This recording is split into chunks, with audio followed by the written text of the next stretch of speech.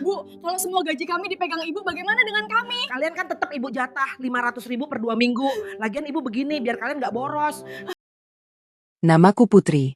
3 tahun lalu, tepatnya di hari Sabtu yang cerah di bulan Juni, aku menikah dengan pria yang sangat kucintai, Mas Gesang. Waktu itu semuanya terasa begitu sempurna. Seperti di negeri dongeng yang selalu aku impikan sejak kecil. Aku masih ingat jelas bagaimana detak jantungku berdegup kencang saat Mas Gesang membuka cadar di pelaminan. Matanya yang teduh menatapku dengan penuh cinta, seolah aku adalah wanita paling berharga di dunia. Mas Gesang, panggilan akrabnya, adalah pria yang sangat kucintai sejak masa kuliah dulu. Kami bertemu di acara seminar kewirausahaan kampus, saat dia menjadi pembicara tamu. Waktu itu aku masih mahasiswi semester akhir, dan dia sudah bekerja di perusahaan multinasional terkenal. Kemeja putihnya rapi, logat bicaranya sopan, dan senyumnya. Senyum itu yang langsung membuatku jatuh hati. Butuh waktu 2 tahun untuk meyakinkannya bahwa aku bukan hanya adik kelas yang mengaguminya, tapi wanita yang ingin menghabiskan sisa hidup bersamanya. Mas Gesang itu pekerja keras. Bukan tipe pria yang suka mengeluh meski lelah setelah lembur. Setiap pulang kerja, dia selalu menyempatkan diri mampir ke kosku hanya sekadar untuk mengantar jajanan pasar kesukaanku. Kue lapis dan klepon. Putri harus makan yang manis biar senyumnya selalu manis. Begitu katanya dulu. Kenangan itu masih melekat erat di hatiku. Kami sama-sama bekerja setelah menikah. Aku di perusahaan swasta bagian keuangan, dia masih di tempatnya semula. Gaji kami lumayan untuk ukuran anak muda baru menikah. Aku sangat bersyukur bisa mendapatkan suami seperti dia. Setiap malam, sebelum tidur, aku selalu berdoa. Tuhan, terima kasih telah mempertemukan aku dengan Mas Gesang. Semoga kami langgeng sampai maut memisahkan. Aku ingat betul bagaimana Mas Gesang melamarku dulu. Dia datang ke rumah orang tuaku di kampung dengan membawa orang tua dan keluarganya. Ibunya, yang kemudian menjadi ibu mertuaku, datang dengan dandanan rapi, perhiasan emas mencolok di leher dan tangannya. Beliau tersenyum ramah pada orang tuaku, bicara sopan, dan berjanji akan menjaga aku seperti anak sendiri. Bapak dan ibu tenang saja, Putri akan kami jaga di sana. Saya sudah tidak punya anak perempuan, jadi Putri nanti saya anggap seperti anak kandung sendiri. Ucap ibu mertua waktu itu dengan mata berkaca-kaca. Sungguh akting yang meyakinkan. Orang tuaku sampai terharu mendengarnya. Ayah dan ibuku memang orang sederhana. Bapak pensiunan guru SMP, ibu hanya lulusan SD dan selama ini menjadi ibu rumah tangga. Mereka tinggal di kampung kecil di Jawa Tengah, jauh dari hingar-bingar kota. Melihat aku dilamar oleh pria mapan dari kota besar dengan keluarga yang tampak terpandang, mereka tentu sangat bersyukur. Terlebih ibu mertua tampil begitu meyakinkan sebagai calon mertua yang baik hati. Put, kamu beruntung dapat suami seperti Gesang. Apalagi calon mertuamu baik banget. Jaga baik-baik ya, nak. Pesan ibuku sehari sebelum pernikahan sambil melipat kain-kain untuk bekalanku. Iya, Bu. Putri akan jadi istri yang baik. Janjiku penuh keyakinan. Oh, betapa naifnya aku. Mas Gesang adalah anak pertama dari 3 bersaudara. 2 adiknya, laki-laki bernama Galih dan perempuan bernama Galuh, masih kuliah di kota yang sama dengan kami. Galih waktu itu semester 5 jurusan teknik informatika, tapi sudah 2 kali ganti jurusan. Katanya salah minat, padahal dari cerita Mas Gesang, adiknya itu malas masuk kuliah dan lebih suka nongkrong di kafe. Galuh adik bungsu, manja sekali. Dia kuliah di jurusan desain komunikasi visual, tapi lebih sering upload foto OOTD di Instagram daripada mengerjakan tugas. Ayah mertua sudah meninggal 2 tahun sebelum kami menikah. Dari cerita Mas Gesang, almarhum adalah pria pekerja keras yang dulunya manajer di perusahaan BUMN. Beliau meninggalkan uang pensiun yang lumayan dan 1 rumah di kompleks perumahan yang cukup elit di pinggiran kota. Ibu mertua tidak bekerja sejak suaminya meninggal, katanya ingin fokus mengurus anak-anak. Tapi yang aku lihat kemudian, beliau lebih sering sibuk dengan arisan, pengajian, dan jalan-jalan bersama teman-temannya. Awal pernikahan, kami tinggal di rumah kontrakan kecil dekat kantor. Mas Gesang bilang, sayang, kita hemat dulu ya. Nanti kalau sudah cukup, kita beli rumah sendiri. Aku setuju saja. Yang penting kami bersama. Rumah kontrakan itu memang sederhana. Hanya 2 kamar tidur, 1 ruang tamu merangkap ruang keluarga, dapur kecil, dan kamar mandi seadanya. Tapi aku sangat menikmatinya. Setiap pagi aku bangun lebih dulu untuk menyiapkan sarapan dan bekal Mas Gesang. Aku masak dengan penuh cinta, nasi goreng, tumis sayur, kadang ayam goreng kalau ada rezeki lebih. Melihat Mas Gesang melahap habis masakanku adalah kebahagiaan tersendiri. Enak banget masakan istriku, pujinya sambil mengecup keningku sebelum berangkat kerja. Aku tersipu malu meski sudah menikah. Ibu mertua sering berkunjung ke kontrakan kami di awal-awal pernikahan. Setiap datang, beliau selalu membawakan makanan, opor ayam, rendang, atau sayur lodeh. Ini ibu masakin buat kalian. Biar nggak repot masak, katanya ramah. Aku sangat tersentuh. Kupikir inilah ibu mertua idaman yang selama ini aku dambakan. Nak putri, ibu titip Mas Gesang ya. Jaga dia baik-baik, kasih makan yang teratur. Anak ibu itu kerja keras banget. Kasihan kalau sampai sakit. Pesan ibu mertua sambil memegang tanganku suatu sore. Iya bu, doakan kami selalu. Putri akan jaga Mas Gesang sebaik mungkin. Ibu juga doain kalian cepat punya momongan. Biar ibu punya cucu yang lucu. Tambahnya tersenyum. Waktu itu aku benar-benar merasa beruntung. Mertua baik, suami perhatian, hidup sederhana tapi bahagia. Apalagi yang kurang? Tapi perlahan, mulai terlihat keanehan. Setiap ibu mertua datang, percakapan selalu berujung pada uang. Nak, listrik di rumah mau diputus? Tolong bantu ya. Atau, nak, adikmu butuh biaya buat bikin SIM. Atau, nak, ini bulan puasa, kebutuhan banyak. Ibu minta bantuan dulu. Awalnya hanya permintaan kecil, 500.000, 1 juta. Mas Gesang selalu mengabulkan tanpa banyak bicara. Mas, kok ibu minta terus? Tanyaku suatu malam setelah ibu mertua pulang. Ya biasalah, keluarga. Lagian ibu kan gak kerja. Kasihan, jawab Mas Gesang enteng. Tapi adik-adik Mas kan udah gede. Galih udah 22 tahun. Bisa kerja part-time lah. Galuh juga bisa bantu-bantu jualan online. Ah, kamu ini. Mereka masih kuliah. Fokus dulu sana. Nanti kalau udah lulus, baru cari kerja. Aku diam. Tapi dalam hati, ada yang mengganjal. Kuliah yang sudah bertahun-tahun, ganti jurusan 2 kali, dan lebih sering nongkrong daripada belajar. Itu namanya fokus? Tapi sudahlah. Kupikir ini hanya sementara. Ah, andai saja aku tahu apa yang akan terjadi di kemudian hari. Masalah pertama mulai muncul 6 bulan setelah kami menikah. Saat itu bulan Desember, musim hujan, dan aku sedang asyik menonton TV di ruang tamu sambil menunggu Mas Gesang pulang kerja. Dia biasanya pulang jam 7 malam, tapi hari itu sudah jam 8 belum juga sampai. Aku mulai khawatir. HP-ku berdering. Sebuah notifikasi dari mobile banking. Satu transfer keluar sebesar 2 juta rupiah ke rekening atas nama Sri Rahayu, ibu mertuaku. Aku mengernyitkan dahi. Untuk apa transfer malam-malam begini? Tidak lama kemudian, Mas Gesang pulang. Wajahnya capek, tapi dia tersenyum melihatku. Mas, kok transfer uang ke ibu? Tanyaku langsung begitu dia duduk. Dia terkejut sebentar. Oh, itu buat ibu. Katanya mau perbaiki atap rumah yang bocor. Lagi musim hujan begini, kasihan. Tapi mas, kok nggak bilang dulu sih? 2 juta itu besar. Mas Gesang menghela napas. Wajahnya mulai berubah. Put, itu ibuku. Wajarlah aku bantu. Kamu jangan pelit-pelit gitu dong. Ibu kan juga sering bawain kita makanan. Dadaku sesak. Pelit? Aku yang setiap hari masak buat dia, siapin bekal, bersihin rumah, sekarang dibilang pelit hanya karena bertanya? Mas, aku nggak bilang nggak boleh bantu. Tapi setidaknya diskusi dulu sama aku. Kita kan suami istri, harus bareng-bareng. Ya udah, lain kali aku kasih tahu.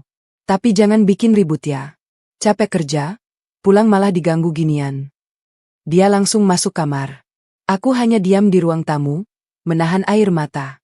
Itu pertama kalinya aku merasakan ada yang tidak beres dalam rumah tanggaku. Setelah kejadian itu, permintaan ibu mertua semakin sering dan semakin besar. Nak, Gali butuh laptop baru buat kuliah, yang lama rusak. Padahal aku tahu dari Instagram Galuh, laptop itu dipakai main game terus sampai overheat. Nak, adikmu butuh biaya magang, katanya harus bayar ke perusahaan. Padahal magang desain biasanya gratis, malah kadang dapat uang saku. Nak, Ini mau lebaran, ibu mau beli baju buat keluarga, kalian patungannya. Awalnya Mas Gesang memberi setengah gajinya, lalu menjadi 70%, lalu 80%. Dan akhirnya, suatu malam, Mas Gesang duduk di depanku dengan wajah serius. Aku pikir dia mau ngajak ngomong romantis, seperti dulu waktu pacaran. Tapi ternyata, Put, mulai bulan depan gaji Mas semuanya buat ibu ya. Dunia serasa berhenti berputar. Apa? Semua? Mas? Gajimu berapa? 8 juta lebih kan? Semua buat ibu. Iya. Ibu bilang biar dia yang kelola. Katanya kita anak muda suka boros, nggak bisa atur uang. Ibu lebih berpengalaman. Nanti ibu yang ngasih kita uang belanja tiap bulan. Mas, kita ini udah dewasa. Udah menikah. Masa uang kita diatur ibu? Terus gajiku. Gajimu buat kebutuhan sehari-hari kita. Itu cukup kan? Masa 2 orang butuh banyak? Lagi pula ibu bilang, mending uang kita digabung sama beliau, biar bisa cepat beli rumah. Ibu janji akan nabungin buat kita. Aku tertawa getir. Mas, kamu percaya? Ibu yang tiap minggu minta uang, tiap bulan nambah terus permintaannya, tiba-tiba mau nabungin uang kita? Ibu sendiri gaya hidupnya mewah. Arisan, pengajian, traveling. Mas lihat sendiri kan di Instagram. Puri, jangan begitu cara bicara kamu. Itu ibuku. Bentakan itu keras sekali. Aku terperanjat. Mas Gesang belum pernah sekeras ini padaku. Kamu harus ngerti, Put. Ibu itu janda. Bapak udah nggak ada. Adik-adik masih kuliah. Tanggung jawab aku sebagai anak pertama besar. Kamu sebagai istri harusnya mendukung, bukan malah ngejudge. Aku menunduk. Air mata jatuh tanpa bisa kubendung. Tapi Mas, aku juga capek. Kerja 8 jam sehari, pulang masih ngurus rumah, ngurus kamu. Dan sekarang uang kita diatur orang lain. Kita nggak perlu banyak-banyak, Put. Yang penting cukup buat makan. Ibu bilang, kita harus belajar hidup sederhana. Nggak usah mewah-mewah. Hidup sederhana, sedangkan ibu mertua tiap minggu makan di restoran, gali ganti motor baru, galu beli tas branded. Itu namanya hidup sederhana? Tapi aku tidak bisa berkata apa-apa lagi. Mas Gesang sudah masuk kamar dan membanting pintu. Malam itu aku tidur dengan mata bengkak. Di sampingku, suamiku tidur memunggungi aku. Dan sejak bulan itu, 100% gaji Mas Gesang masuk ke rekening ibu mertua. Bulan-bulan pertama, kami masih bisa bertahan. Gajiku 5 juta, cukup untuk bayar listrik, air, cicilan motor, dan makan. Toh kami hanya berdua. Tapi aku mulai tidak bisa menabung. Dulu aku selalu menyisihkan 1 juta per bulan untuk dana darurat. Sekarang, 0. Kemudian aku hamil. Mas, aku hamil. Ucapku suatu pagi sambil menunjukkan test pack. Mas Gesang tersenyum lebar. Memelukku erat. Alhamdulillah, Put, kita punya anak. Kebahagiaan itu hanya bertahan sebentar. Begitu ibu mertua tahu, dia langsung datang. Put, ibu dengar kamu hamil? Alhamdulillah. Tapi Put, ibu mau ngomong. Keuangan kalian sekarang kan diatur ibu. Jadi soal biaya melahirkan nanti, ibu yang atur. Kamu nggak usah khawatir. Ibu akan kasih uang belanja khusus buat ibu hamil. Aku senang mendengarnya. Mungkin ibu mertua memang peduli. Tapi kenyataannya, uang belanja tambahan itu tidak pernah ada. Bu, uang belanja buat ibu hamil yang ibu janjikan? Kataku suatu hari. Ah, Put, ibu lagi banyak kebutuhan. Gali butuh uang buat daftar ulang. Nanti ya, nanti ibu kasih. Nanti, selalu nanti. Tidak pernah ada realisasinya. Sementara itu, di grup keluarga suami, mereka pamer terus. Ibu mertua foto di restoran Jepang. Alhamdulillah, dinner sama teman arisan. Gali foto di kafe kekinian. Ngopi dulu, biar betah ngerjain tugas. Galuh foto outfit of the day. Red Falcons. Aku hanya bisa melihat dari layar HP, sementara perutku mulai membesar, dan aku harus hitung-hitungan uang belanja. Mas Gesang, dia sibuk kerja. Kalau aku cerita, dia selalu bilang, sudahlah, nggak usah banding-bandingin. Kita jalani aja. Aku mulai merasa sendirian. Kehamilanku berjalan dengan penuh perjuangan. Kadang aku ngidam makan sesuatu, tapi tidak bisa beli karena uang pas-pasan. Pernah suatu malam aku ngidam banget makan rujak cingur. Makanan khas Jawa Timur yang dulu sering aku makan waktu kuliah di Malang. Harganya cuma 25.000. Tapi waktu itu uang di dompet tinggal 20.000, dan masih 3 hari lagi gajian. Aku hanya bisa nangis diam-diam di kamar mandi. Put, kamu kenapa? Tanya Mas Gesang melihat mataku sembab. Enggak apa-apa, Mas. Cuma kelelahan. Aku tidak tega bilang kalau aku ngidam tapi nggak bisa beli. Lagi pula dia pasti akan marah dan bilang aku tidak bersyukur. Hari persalinan tiba. Aku melahirkan secara normal setelah 12 jam mengejan. Bayi laki-laki. Beratnya 2,8 kilogram. Cukup normal untuk ukuran bayi baru lahir. Mas Gesang menangis bahagia saat menggendongnya pertama kali. Aku juga menangis. Gavi, kami beri nama itu, adalah anugerah terbesar di tengah kerasnya hidup. Tapi kebahagiaan itu lagi-lagi ternoda oleh ulah ibu mertua. Put, soal biaya melahirkan, ibu udah ngomong sama rumah sakit. Kamu pakai BPJS aja. Ibu urusin. Nanti ibu yang bayar iurannya. Aku percaya. Lagi-lagi aku percaya. Semakin hari, adik-adik Mas Gesang bukannya semakin hemat, malah tambah boros. Galih yang tadinya cuma nongkrong di kafe biasa, sekarang mulai hobi main game online dan beli diamond game pakai uang ribuan. Suatu hari aku tidak sengaja melihat chatnya dengan ibu mertua di WhatsApp. Bu, Galih minta uang 500.000 buat beli skin game, teman-teman pada punya semua. Dan ibu mertua menjawab, ya nak, nanti ibu transfer. Jangan lupa kuliahnya jangan bolos terus. Aku hanya bisa menggeleng-geleng. Kuliah bolos, main game, minta uang buat skin. Ini yang disebut fokus kuliah? Galuh lebih parah lagi. Anak itu sekarang rajin bikin konten TikTok dan Instagram. Katanya mau jadi influencer. Setiap minggu beli baju baru biar fit-nya estetik. Setiap ada produk kecantikan baru, pasti dibeli. Padahal kulitnya masih mulus-mulus saja, tidak perlu perawatan berlebihan. Dari Instagram story-nya, hampir tiap hari dia unboxing paket dari Shopee. Tas, sepatu, makeup, skincare, semua serba branded atau minimal Korea. Self-reward setelah ngerjain tugas, tulisnya di caption. Tugas apa yang dikerjakan? Tugas nongkrong di kafe. Gali juga mulai hobi kumpul-kumpul di tempat karaoke bersama teman-temannya. Setiap akhir pekan pasti ada story-nya nyanyi-nyanyi di ruang karaoke dengan lampu warna-warni. Kadang mereka sewa ruangan VIP, pesan makanan dan minuman mahal. Semua dari uang orang tua, atau lebih tepatnya, dari uang kami. Puncaknya, suatu hari aku melihat Galih memposting motor baru. Alhamdulillah, kendaraan baru buat kuliah. Motor Matic warna hitam, keluaran terbaru, harganya pasti puluhan juta. Aku tahu karena aku sendiri sedang menabung buat beli motor bekas buat antar jemput Gavi kalau sudah besar nanti. Langsung aku chat Mas Gesang. Mas, Gali beli motor baru? Dari mana uangnya? Katanya ibu yang beliin. Buat kuliah biar nggak kehujanan. Mas, kita aja naik motor butut kesayangan. Gavi kalau udah besar nanti kita antar jemput pakai apa? Nggak kepikiran? Ya lain kali aja kita beli. Sekarang fokus dukung adik-adik dulu. Aku hanya bisa diam. Motor butut kami sering mogok, kadang harus didorong ke bengkel. Tapi Mas Gesang tidak pernah protes. Yang penting adik-adiknya happy. Belum lagi gaya hidup Galuh yang makin menjadi-jadi. Dari Instagramnya, hampir setiap akhir pekan ia pergi ke mall, makan di restoran yang harganya minimal 100.000 per porsi. Kadang ke kafe yang lagi hits, foto-foto dengan latte art dan croissant. Healing dulu, biar nggak stres ngerjain tugas akhir. Tugas akhir yang sudah 2 tahun tidak selesai. Padahal teman-teman seangkatannya sudah lulus dan bekerja. Aku jadi ingat dulu waktu kuliah, aku kerja paruh time jadi kasir toko buku untuk biaya hidup. Jajan di kantin kampus saja sudah syukur, apalagi ke restoran mahal.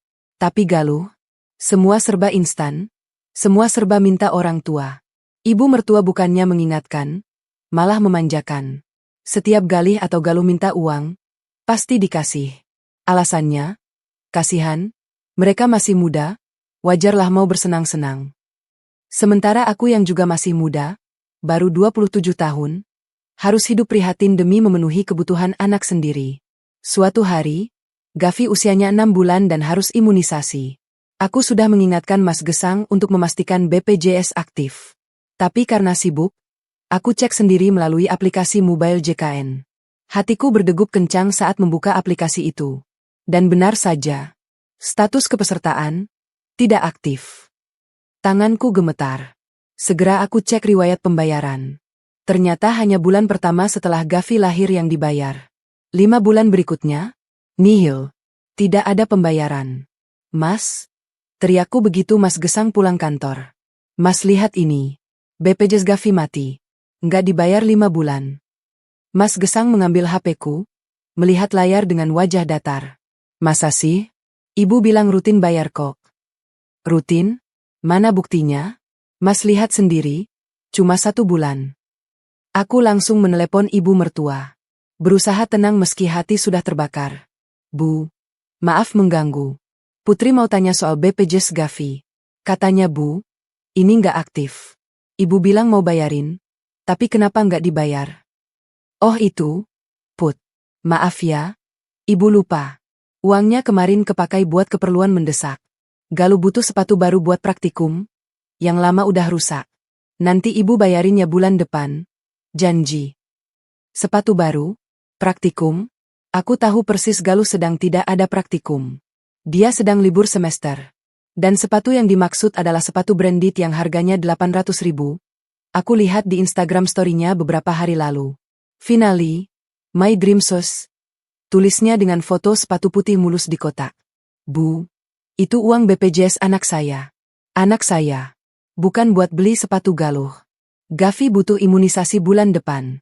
Kalau nggak imunisasi, dia bisa kena penyakit. Ah, tenang aja.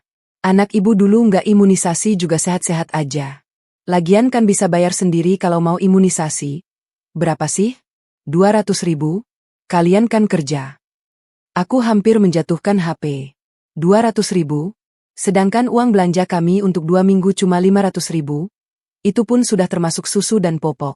Mana mungkin aku punya uang 200.000 lebih untuk imunisasi swasta? Telepon ditutup. Aku menatap Mas Gesang yang sejak tadi diam. Malam itu, Gavi rewel. Mungkin karena mau tumbuh gigi. Aku menggendongnya sambil menangis diam-diam. Di grup keluarga, Galih upload story sedang main game di warnet mewah dengan kursi gaming dan komputer spek tinggi. Galuh upload story sedang dinner di restoran Italia. Ibu mertua like story mereka berdua. Aku nggak akan lupa ini, bisikku pada Gavi yang tertidur. Bunda nggak akan lupa apa yang mereka lakukan pada kita. Tapi lagi-lagi itu hanya bisikan. Tanpa tindakan. Karena aku masih berharap Mas Gesang akan sadar. Masih berharap keluarga itu akan berubah. Masih percaya bahwa darah lebih kental dari air. Aku marah. Marah sekali ketika melihat story adik Mas Galih dan juga kalau mengingat perkataan ibu tadi. Tapi Mas Gesang, dia hanya diam. Mas, kamu tahu kalau BPJS Gavi enggak aktif? Ibu nggak bayar BPJS anak kita. Uangnya buat beli sepatu Galuh.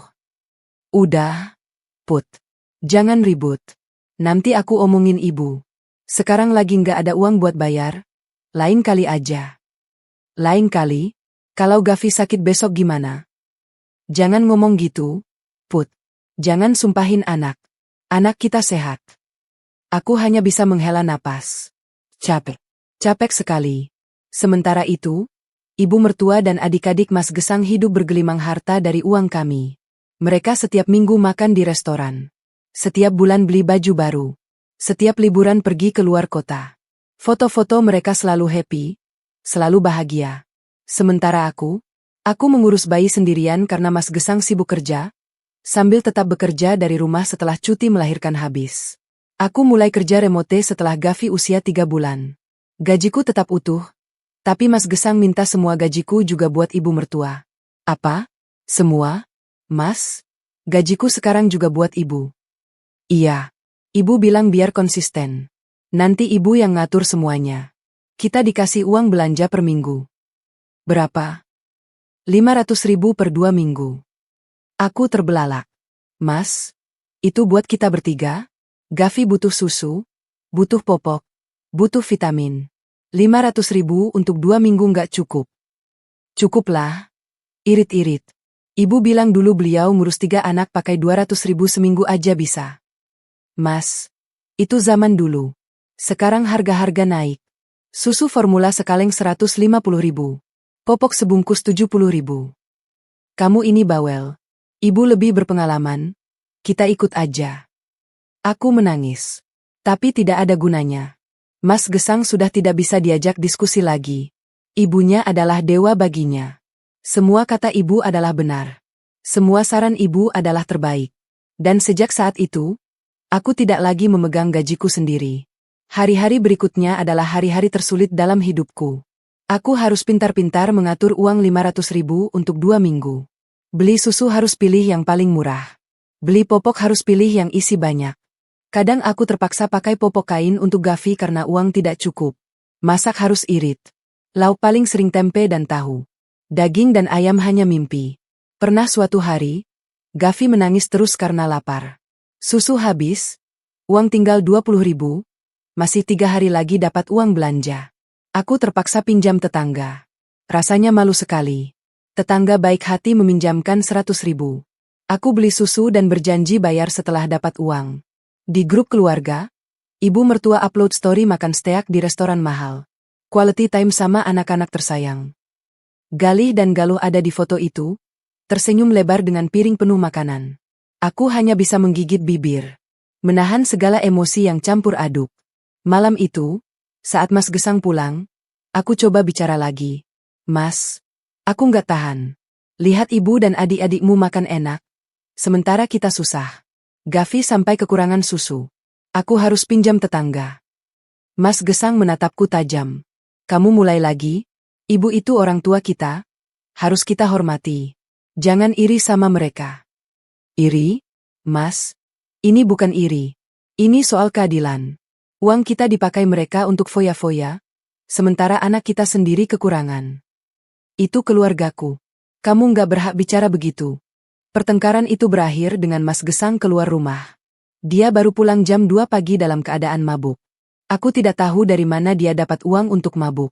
Mungkin dari ibu mertua. Atau mungkin dia pinjam teman. Aku duduk di kursi ruang tamu, menggendong Gavi yang tertidur lelap. Air mata mengalir deras. Gavi, maafin Bunda. Bunda nggak bisa kasih yang terbaik buat kamu. Bunda nggak bisa beli susu yang cukup buat kamu. Bunda nggak bisa beli baju bagus buat kamu. Bunda lemah. Gavi hanya bergerak sedikit dalam tidurnya. Tidak tahu apa-apa. Tidak tahu betapa ibunya hancur malam itu. Esoknya, ibu mertua datang tanpa diundang. Beliau duduk manis di ruang tamu. Put, ibu dengar kamu kemarin ribut sama Gesang. Aku diam. Masih dengan perasaan hancur. Ibu cuma mau bilang, sebagai istri itu harus nurut sama suami. Jangan banyak nuntut. Mas Gesang itu anak pertama, tanggung jawabnya besar. Kamu harus dukung dia. Lagian apa sih susahnya hidup sederhana? Ibu dulu lebih susah dari kalian. Aku ingin bicara banyak hal. Ingin membentak. Ingin mengusir dia dari rumahku. Tapi aku hanya bisa diam. Karena kalau aku bicara, aku takut akan meledak. Dan jika aku meledak, Mas Gesang pasti akan lebih marah lagi. Ibu mertua pergi setelah puas menasihatiku. Aku hanya diam di tempat. Gavi mulai rewel minta susu. Aku bangkit, membuatkan susu dengan formula murah yang harus diencerkan sedikit biar cukup sampai dapat uang belanja lagi. Itu bukan susu, kataku pada diri sendiri. Itu hanya tepung putih dengan rasa susu. Tapi tidak ada pilihan. Karena ini semua yang bisa kuberikan. Dan disitulah, di tengah keputusasaan itu, aku mulai menyadari satu hal. Mereka tidak menganggapku sebagai keluarga. Mereka menganggapku sapi perah. Sumber uang yang bisa diperas kapan saja. Tapi kesadaran itu masih samar. Tertutup oleh harapan semu bahwa suatu hari semuanya akan baik-baik saja. Bahwa Mas Gesang akan sadar. Bahwa ibu mertua akan berubah. Bahwa adik-adiknya akan dewasa. Harapan palsu yang perlahan-lahan akan terkikis oleh kenyataan pahit. Kenyataan yang akan datang bertubi-tubi, sampai akhirnya menghantamku dengan kekuatan penuh pada malam ketika anakku kejang-kejang di pelukanku. Sementara ibu mertua berkata, itu bukan urusan ibu. Malam itu, hujan turun deras. Aku sudah merasa ada yang tidak beres sejak sore, saat Gavi mulai rewel dan badannya hangat. Aku kira hanya demam biasa, seperti yang sering dialami bayi seusianya. Aku kompres, aku beri obat penurun panas yang masih tersisa di lemari obat. Obat murah yang kubeli di warung karena tidak punya uang lebih untuk ke dokter. Tapi pukul 9 malam, demam Gavi tidak kunjung turun. Malah semakin tinggi. Aku cek suhunya dengan termometer murah yang kubeli online seharga 20.000. Air raksa naik cepat. 38 derajat. 38,5, 39 derajat. Mas, Gavi panasnya tinggi. Kita bawa ke dokter yuk. Aku membangunkan Mas Gesang yang sudah tertidur setelah seharian bekerja. Mas Gesang bangun dengan malas, mengucek mata. Udah dikasih obat kan?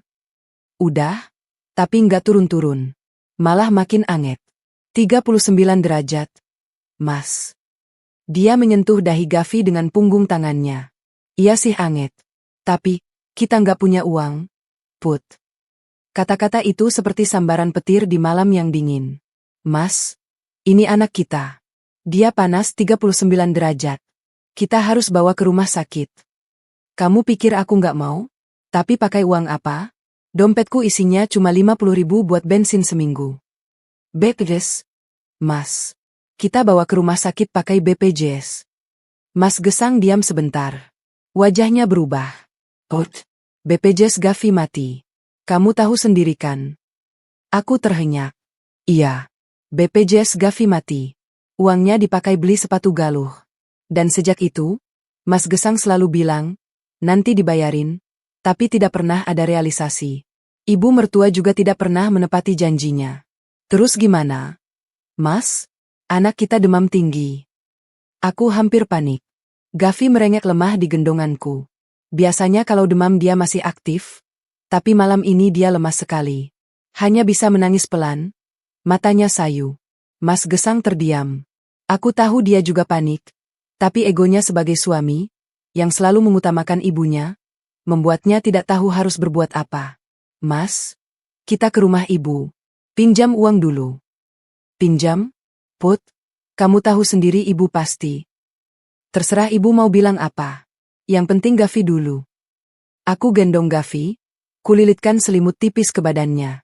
Mas Gesang mengikutiku dengan ragu.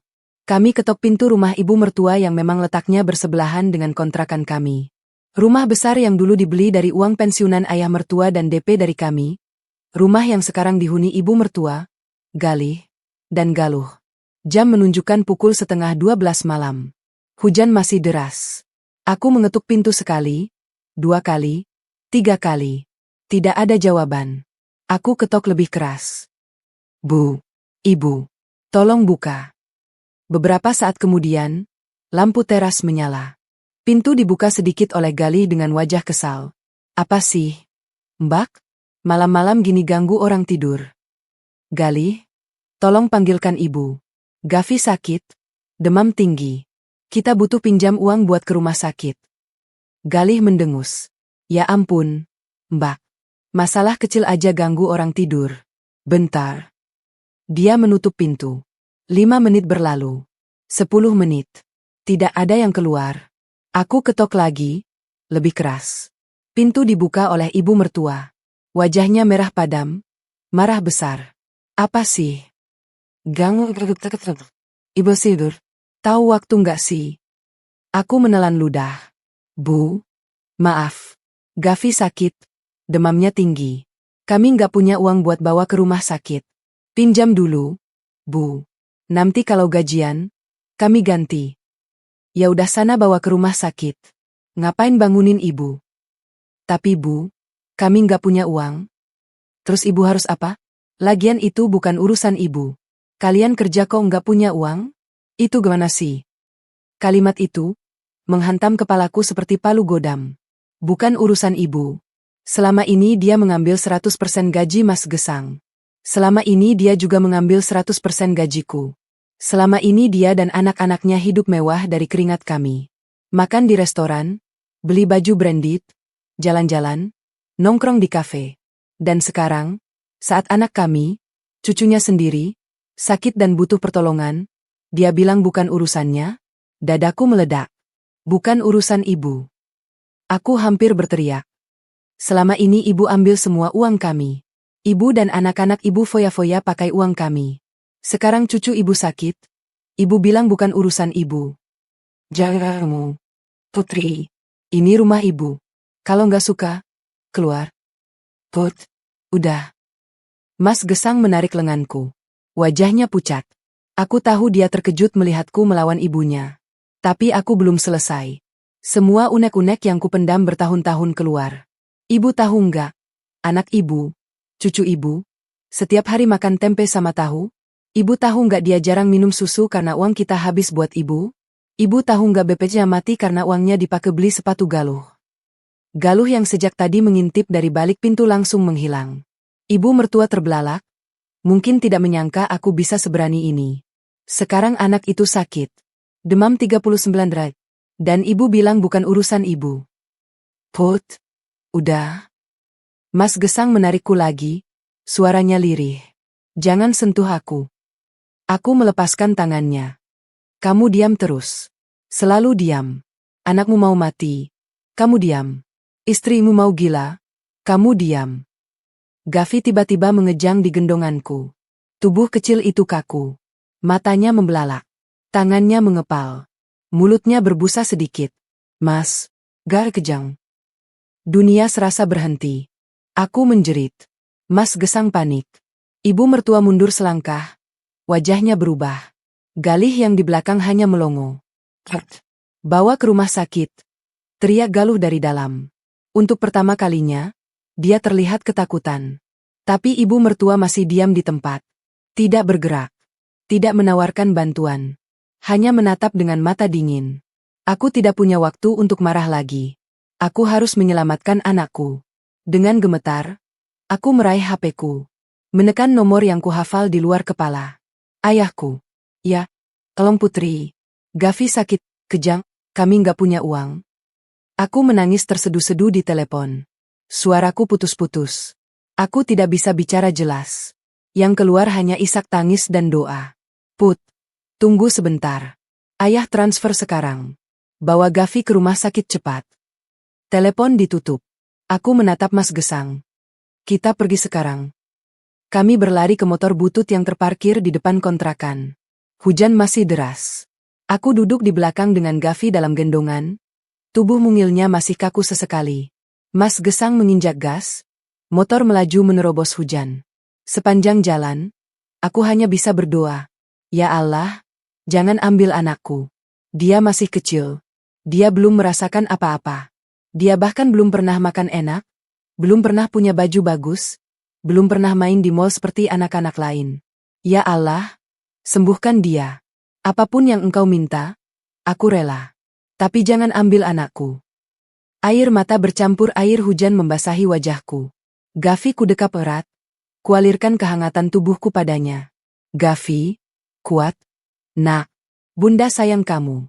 Bunda nggak akan biarin apa-apa terjadi sama kamu. Di depan, Mas Gesang diam. Tapi aku tahu, bahunya bergetar. Mungkin dia menangis. Mungkin dia baru sadar apa yang telah terjadi. Tak lama kemudian, HP-ku berdering. Notifikasi transfer dari ayahku. 5 juta rupiah. Dengan catatan, untuk Gavi, jangan ditabung. Belikan yang terbaik buat dia. Aku menangis lagi. Ayahku di kampung, dengan pensiunan guru yang pas-pasan, rela mengirim uang sebanyak itu untuk cucunya. Sementara ibu mertua yang tinggal sebelah rumah, yang setiap hari makan enak dari uang kami, tidak memberi apa-apa selain kata-kata, bukan urusan ibu. Sesampainya di rumah sakit, aku langsung berlari ke IGD. Mas Gesang mengikutiku dari belakang. Tolong, anak saya jang, demam tinggi. Perawat segera mengambil Gavi dari gendonganku. Dokter datang. Mereka membawa Gavi ke ruang tindakan. Pintu tertutup. Aku hanya bisa berdiri di luar, basah kuyup, menggigil. Bukan karena dingin, tapi karena takut. Mas Gesang duduk di kursi panjang.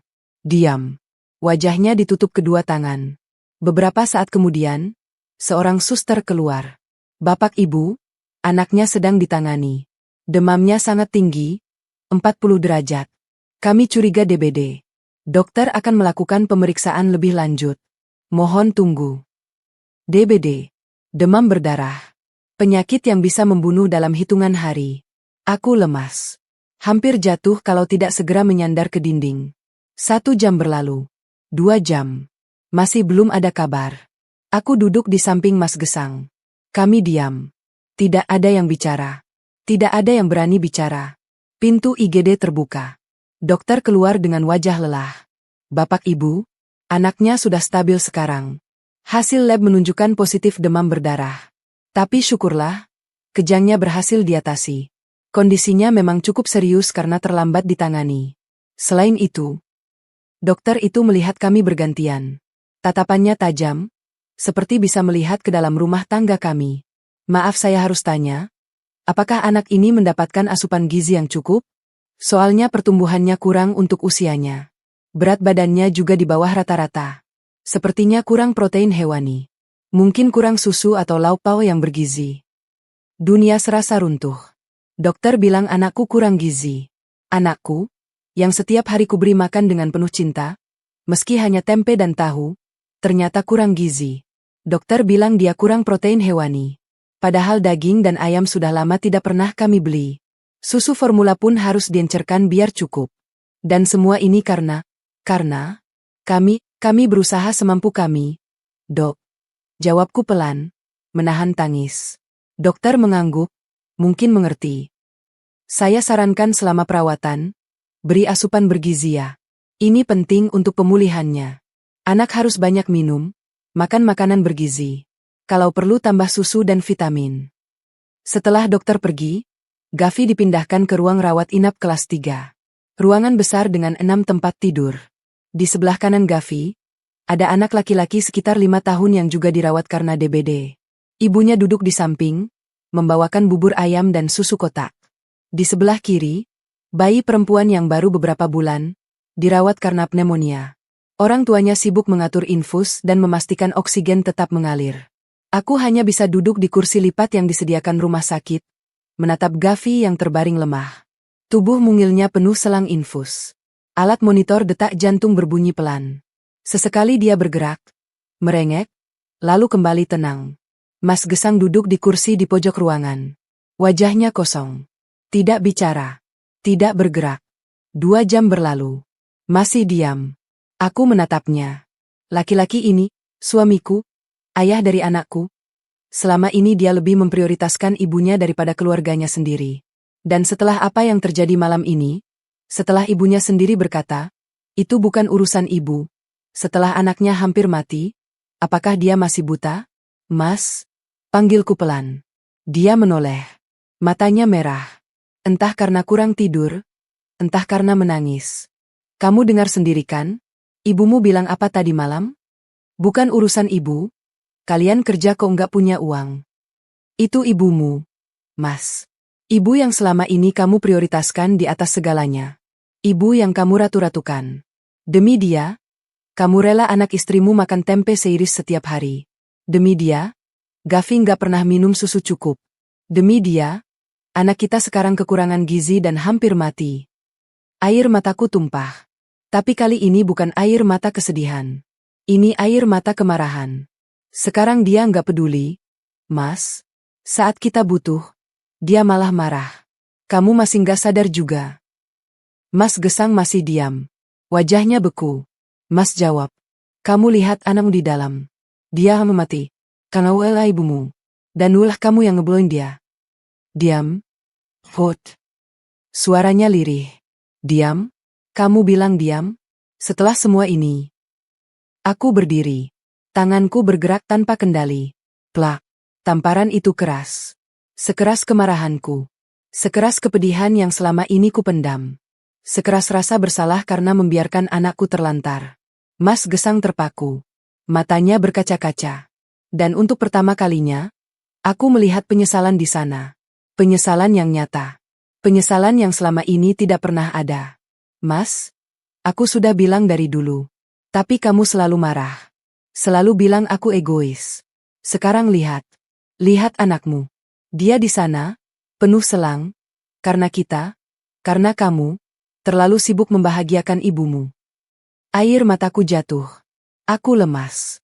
Kembali duduk di kursi. Mas, aku capek. Capek sekali.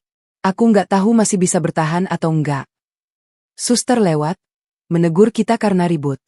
Aku hanya diam. Mas Gesang juga diam. 2 jam kemudian, dia bangkit dan masuk ke ruang rawat Gavi. Aku mengikutinya dari belakang.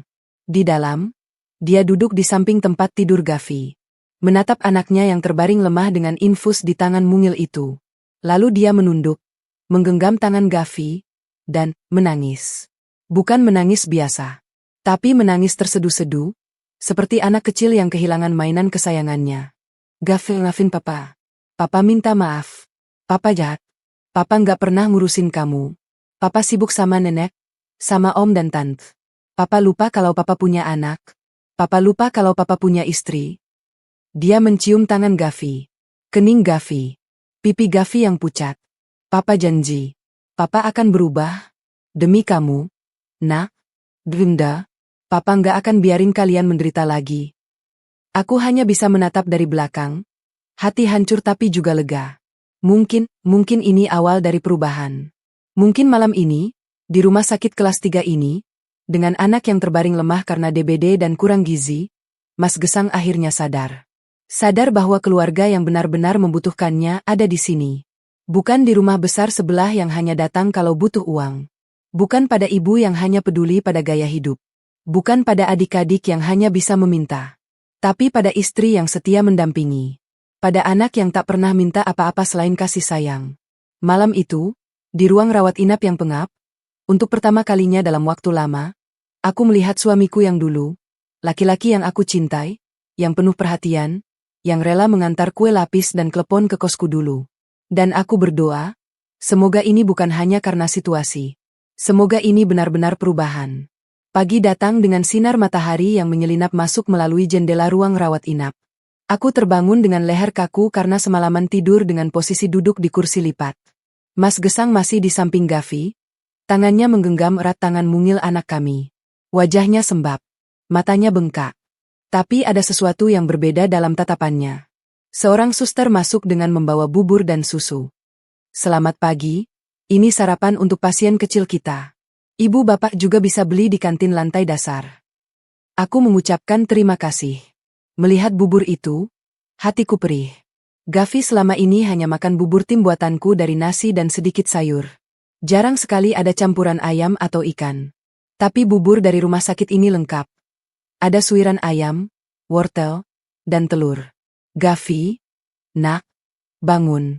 Sarapan dulu, bisikku lembut. Gavi membuka matanya perlahan. Masih lemah, tapi matanya mulai jernih. Dia melihat sekeliling. Bingung. Lalu melihat Mas Gesang yang tersenyum padanya. Kak. Suaranya lirih. Iya, nak. Papa di sini. Papa nggak kemana-mana. Untuk pertama kalinya dalam waktu lama, aku melihat Mas Gesang memberi perhatian penuh pada anaknya. Dia yang menyuapi Gavi dengan sabar. Dia yang mengelap mulut Gavi kalau belepotan. Dia yang membacakan cerita dari HP meski Gavi mungkin tidak terlalu paham. Aku hanya duduk di samping, menikmati pemandangan yang sudah lama kurindukan. Setelah Gavi tidur lagi, Mas Gesang menatapku. Matanya serius. Put, kita harus bicara. Aku mengangguk. Kami keluar ke lorong rumah sakit, duduk di bangku panjang dekat jendela. Suasana pagi di rumah sakit cukup ramai, perawat lalu lalang, keluarga pasien mondar-mandir. Tapi di antara keramaian itu, hanya kami berdua yang diam 1000 bahasa. Mas Gesang memulai lebih dulu. Put, aku minta maaf. Aku diam. Membiarkan dia bicara. Aku sadar, aku sudah bodoh. Bodoh banget. Selama ini aku pikir dengan memberi ibu semua yang dia minta, aku sudah jadi anak baik. Aku pikir itu kewajiban anak pertama. Aku pikir ibu akan menghargai. Aku pikir adik-adik akan terbantu. Dia menunduk. Tapi aku nggak sadar. Aku lupa kalau aku juga suami. Aku juga ayah. Aku punya tanggung jawab sama keluargaku sendiri. Bukan cuma sama ibu dan adik-adik. Air matanya jatuh. Malam ini aku dengar sendiri ibuku bilang apa ke kamu. Ke kita. Bukan urusannya. Padahal selama ini dia ambil semua uang kita. Dia nikmati hidup mewah dari keringat kita. Tapi saat kita butuh, dia pergi. Malah marah. Marah karena diganggu tidurnya. Dia terisak. Aku nggak bisa tidur semalam. Put, Aku mikir, gimana kalau Gavi kenapa-napa? Gimana kalau dia nggak selamat? Aku nggak akan bisa maafin diri sendiri. Karena semua ini salahku. Dia memegang tanganku. Tangannya gemetar. Maafin aku, Put. Maafin aku yang nggak bisa jadi suami dan ayah yang baik. Maafin aku yang tega lihat kamu dan Gavi makan tempe tiap hari. Maafin aku yang biarin kalian kekurangan. Maafin aku yang lebih dengerin ibu daripada dengerin kamu. Aku ingin marah. Ingin membentak lagi. Tapi melihat tangisnya, melihat penyesalan di matanya, melihat bagaimana dia semalaman menjaga Gavi tanpa tidur, aku hanya bisa lemas. Mas, aku sudah bilang dari dulu. Tapi kamu selalu marah. Selalu bilang aku egois. Selalu bilang aku nggak ngerti keluarga. Aku tahu. Aku salah. Aku nggak akan minta maaf sekali ini aja. Aku akan buktikan. Dia berdiri. Aku akan ke kantor cabut izin, ambil cuti. Seminggu ini aku di sini jagain Gavi. Kamu istirahat. Kamu juga capek. Tapi Mas, kerjaan bisa nunggu. Anak cuma satu. Kalimat itu, sederhana, tapi begitu dalam. Dari mulut Mas Gesang yang selama ini selalu bilang, kerjaan penting. Target harus tercapai. Atasan galak. Tiba-tiba keluar kalimat itu. Aku hanya bisa mengangguk. Seminggu di rumah sakit terasa lama, tapi juga bermakna. Setiap hari, Mas Gesang bergantian denganku menjaga Gavi. Dia belajar mengganti popok, belajar menyuapi dengan sabar, belajar membacakan cerita. Hal-hal yang selama ini jarang dia lakukan karena sibuk kerja, dan sibuk mikirin keluarga besarnya. Kadang aku melihat dia termenung di jendela, menatap langit. Mungkin sedang merenungkan semua kesalahan. Mungkin sedang menyusun rencana ke depan. Aku tidak tahu. Tapi yang jelas, dia berubah. Suatu siang, Gavi sudah mulai ceria. Demamnya turun, nafsu makannya mulai kembali. Dia bisa duduk dan main dengan mainan kecil yang dibelikan suster dari toko amal rumah sakit. Bu, Gavi mau susu, rengeknya. Aku tersenyum. Iya, nak. Bunda buatin. Tapi saat mau membuat susu, aku baru sadar, kami tidak bawa susu formula dari rumah. Yang ada hanya susu UHT yang dibeli di kantin rumah sakit. Padahal Gavi biasa minum susu formula, takutnya kalau ganti susu mendadak bisa mencret. Mas, Gavi minta susu. Tapi kita nggak bawa susunya. Biar aku beli. Mas Gesang langsung berdiri. Toko di depan rumah sakit pasti jual. Tapi Mas, uang? Aku punya sisa 50.000 dari kemarin. Cukuplah buat sekotak. Aku terdiam. 50.000. Dulu, Mas Gesang bisa mentransfer 2 juta ke ibunya tanpa berpikir panjang. Sekarang, untuk beli susu anaknya 50.000, dia harus mikir. Tapi dia tetap pergi. Setengah jam kemudian dia kembali.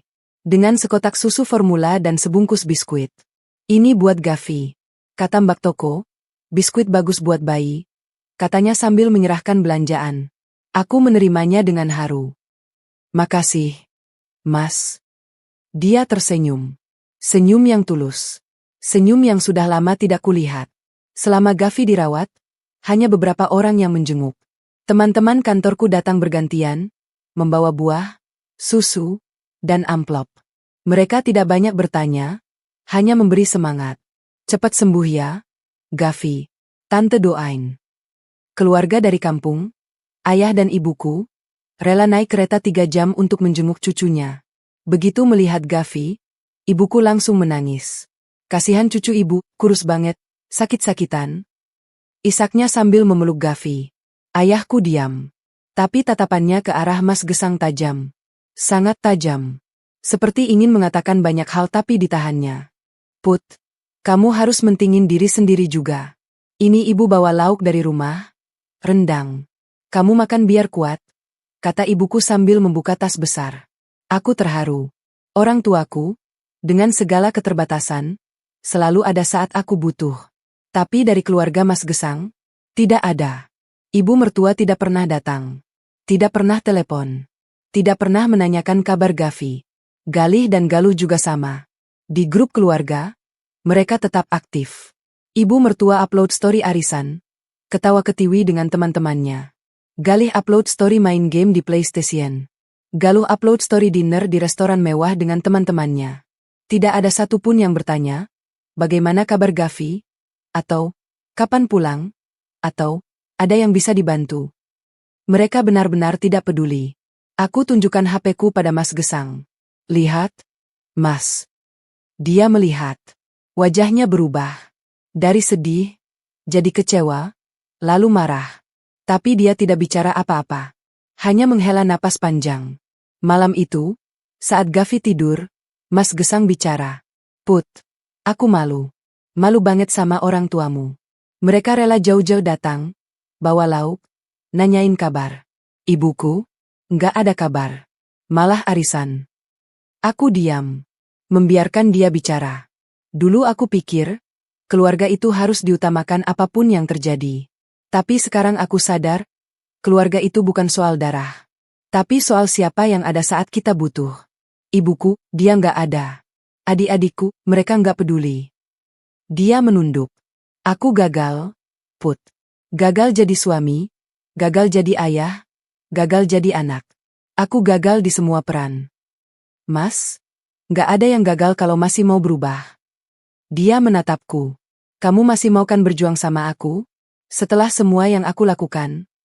Aku tersenyum getir. Mas, aku nikah sama kamu karena cinta. Bukan karena uang, bukan karena keluarga kamu. Aku masih cinta kamu. Tapi aku nggak bisa terus-terusan begini. Aku nggak bisa lihat Gavi menderita. Aku tahu. Aku janji, Put. Demi Gavi, demi kamu. Aku akan berubah. Beneran.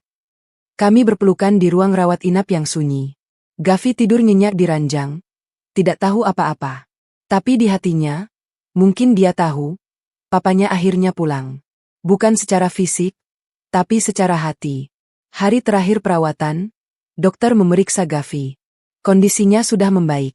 Boleh pulang besok. Tapi ingat, asupan gizinya harus dijaga. Anak ini butuh protein hewani yang cukup. Jangan hanya karbohidrat. Beri dia telur, ayam, ikan, susu yang cukup. Kalau perlu, konsultasi dengan ahli gizi. Aku mengangguk. Iya, Dok. Terima kasih. Saat keluar dari ruang periksa, Mas Gesang diam-diam meraih tanganku. Put, kita akan beli semua yang Gavi butuh. Mulai sekarang, aku nggak akan biarin dia kekurangan lagi. Aku hanya bisa tersenyum. Letih, tapi penuh harap. Keesokan harinya, Gavi pulang. Mas Gesang menggendongnya sepanjang jalan dari rumah sakit ke parkiran. Motor butut kami sudah menunggu. Sama seperti seminggu lalu. Tapi rasanya beda. Ada yang berubah. Sesampainya di rumah, Mas Gesang membersihkan rumah, menyiapkan tempat tidur Gavi, bahkan memasak air buat mandi. Aku hanya duduk di kursi, menikmati pemandangan yang tak biasa. Mas, kamu nggak capek? Capek, tapi seneng. Anakku pulang. Istriku ada di sampingku. Itu cukup. Untuk pertama kalinya dalam waktu lama, aku merasa punya suami lagi. Bukan robot yang kerja terus, bukan anak ibu yang selalu nurut, tapi suami yang benar-benar ada. 2 hari setelah Gavi pulang, kami memberanikan diri ke rumah ibu mertua. Bukan untuk minta maaf, tapi untuk menyelesaikan masalah. Aku tahu itu tidak akan mudah. Tapi apapun yang terjadi, aku sudah siap. Karena aku tidak sendiri lagi. Ada Mas Gesang di sisiku. Ada harapan baru di hatiku. Kami menuju ke rumah ibu sekitar pukul 10 pagi. Hanya perlu beberapa langkah dari rumah kami sudah sampai di depan rumah ibu mertua. Rumah besar dengan pagar besi hitam itu tampak begitu megah. Kontras dengan rumah kecil kami yang hanya dipisah tembok pembatas. Dari sini, aku bisa melihat halaman luasnya yang ditanami berbagai tanaman hias. 2 mobil terparkir rapi, mobil ibu mertua dan mobil galih yang baru dibeli beberapa bulan lalu. Aku ingat, mobil galih itu dibeli dari uang hasil keringat kami juga. Sementara motor butut kami harus diparkir di pinggir jalan karena tidak pantas masuk ke halaman rumah megah itu. Aku menarik napas dalam, menguatkan hati. Mas Gesang mengetuk pintu. Mas Gesang mengetuk pintu. Beberapa saat kemudian, pembantu rumah tangga membukakan pintu. Wajahnya sedikit kaget melihat kami. Loh, Mas Gesang, Mbak Putri, ada apa pagi-pagi? Assalamualaikum, Mbok. Ibu ada di dalam. Ada, Mas. Ibu lagi di ruang TV. Silakan masuk. Kami masuk. Rumah itu masih sama seperti dulu. Mewah, bersih, ber-AC. Di ruang TV, ibu mertua sedang duduk santai menonton televisi sambil makan buah. Galih dan Galuh tidak terlihat. Mungkin masih tidur. Begitu melihat kami, ibu mertua mengernyitkan dahi. Loh, pada dateng? Gavi udah sembuh. Pertanyaan itu dingin. Tidak ada nada khawatir. Hanya basa-basi. Udah, Bu. Alhamdulillah. Jawabku pelan. Ya udah. Duduk. Embok. Ambilin minum. Kami duduk di sofa panjang. Ibu mertua tetap di kursi empuknya. Remote TV di tangan. Tidak mematikan televisi. Suara sinetron pagi masih mengganggu. Mas Gesang membuka suara. Bu. Kami mau ngomong sesuatu. Iya. Ngomong aja. Sambil nonton. Ini lagi seru. Bu. Tolong TV-nya dimatiin dulu. Ini penting. Ibu mertua mendengus, tapi akhirnya mematikan televisi. Matanya menatap kami tajam, seperti bisa menebak ini bukan kunjungan biasa. Jadi mau ngomong apa? Mas Gesang menarik napas dalam. Bu, Gesang mau ngomong soal uang bulanan. Loh, emang kenapa? Bulan ini belum transfer? Nih, ibu lagi nunggu. Galuh juga butuh uang buat bayar kos-kosan. Bu, mulai bulan ini saya nggak bisa kasih uang bulanan ke ibu lagi. Suasana langsung berubah. Ibu mertua yang tadinya santai, kini duduk tegak. Matanya membelalak. Apa? Maaf, Bu. Saya sudah pikirkan matang-matang. Saya harus fokus ke keluarga saya. Gavi sakit parah. Dokter bilang dia kurang gizi. Itu karena selama ini kami nggak punya cukup uang buat beli susu dan makanan bergizi. Uang kami semua habis buat. Jadi mau nyalahin ibu? Potong ibu mertua dengan suara tinggi. Dasar kurang aj. Nggak tahu diri. Nggak tahu diuntung. Aku mencoba tenang meski jantungku berdegup kencang. Mas Gesang tetap duduk tegap. Bu, saya nggak nyalahin siapa-siapa. Saya cuma bilang, saya harus prioritaskan istri dan anak saya sekarang. Terus ibu? Terakhir kamu gue bang. Gesang. Ibu udah besarin kamu susah payah. Sekarang kamu balas begini. Ibu, saya tahu. Saya bersyukur sama semua yang ibu beri. Tapi saya juga punya tanggung jawab. Tanggung jawab? Ngomong tanggung jawab sama ibu? Itu rumah ibu yang kasih. Ibu yang beli pakai uang ayah kamu. Kalian cuma berdoang di sini. Nggak tahu terima kasih. Dadaku panas. Aku tahu itu tidak benar. Tapi sebelum aku sempat bicara, Mas Gesang sudah angkat bicara. Bu, dengan segala hormat, rumah ini bukan murni pemberian ibu. Dulu waktu beli, almarhum ayah yang bayar 40% sebagai DP. Sisanya 60% dari hasil kerja saya dan Putri. Kami nyicil KPR selama 3 tahun. Ibu mertua terbelalak. Mungkin tidak menyangka Mas Gesang akan berani bicara seperti itu. Jadi kamu nggak nganggap pemberian ayah kamu. Gesang hargai, Bu. Tapi saya juga harus adil sama keluarga saya. Selama ini, 100% gaji saya buat ibu. 100% gaji Putri juga buat ibu. Kami hidup dengan uang belanja 500.000 per 2 minggu untuk 3 orang. Sementara ibu dan adik-adik hidup mewah. Itu hak ibu. Kamu anak pertama, kewajiban kamu nafkahi keluarga. Ibu, saya sudah menikah. Kewajiban utama saya sekarang adalah istri dan anak. Bukan berarti saya tinggalkan ibu, tapi saya harus seimbang. Ibu mertua berdiri. Wajahnya merah padam. Kalau begitu, keluar. Keluar dari rumah ibu. Nggak usah balik lagi kalau nggak mau kasih uang. Bu. Keluar. Ibu nggak mau lihat muka kalian. Anak neraka. Galih dan Galuh yang sejak tadi mengintip dari belakang, kini muncul. Galuh ikut-ikutan. Iya, Mas. Kasian ibu. Kamu tega banget sih sama ibu sendiri. Galih juga menimpali. Mas, lo keterlaluan. Ibu udah berkorban banyak buat kita. Mas Gesang menatap mereka bergantian. Lalu tersenyum getir. Ibu berkorban? Kalian tahu nggak? Selama ini yang berkorban itu istriku dan anakku. Mereka makan tempe tiap hari. Gavi nggak pernah minum susu cukup. Sampai akhirnya dia masuk rumah sakit karena DBD dan kurang gizi. Galih dan Galuh diam. Tapi ibu mertua masih belum puas. Jangan banyak alasan. Keluar. Mas Gesang berdiri. Menggenggam tanganku. Ayo, Put. Kita pergi. Kami menuju pintu. Tapi sebelum keluar, Mas Gesang berbalik. Bu, satu lagi. Saya tetap akan bantu ibu kalau ibu butuh. Tapi nggak seperti dulu. Dan soal rumah ini, biar saya pikirkan lagi. Kami pergi. Meninggalkan mereka bertiga di ruang TV. Sepanjang perjalanan pulang, Mas Gesang tidak bicara. Aku juga diam. Tapi tangannya menggenggam tanganku erat.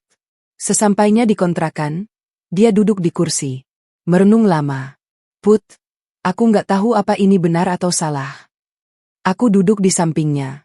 Mas, yang benar itu nggak selalu enak. Tapi yang enak belum tentu benar. Dia menatapku. Aku takut. Takut apa? Takut kalau aku benar-benar anak durhaka. Takut kalau Allah murka. Aku meraih tangannya. Mas, durhaka itu kalau kita menyakiti orang tua tanpa alasan. Tapi kalau kita melindungi keluarga dari orang tua yang toksik, itu bukan durhaka. Itu bijak. Lagi pula, kita nggak tinggalin ibu sepenuhnya. Kita tetap akan bantu kalau beliau benar-benar butuh. Mas Gesang mengangguk pelan. Tapi matanya masih kosong. Aku tahu, ini baru awal. Badai belum berlalu.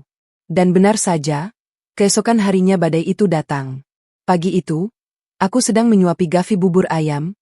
Bubur yang kubeli dari tukang bubur langganan, bukan buatan sendiri.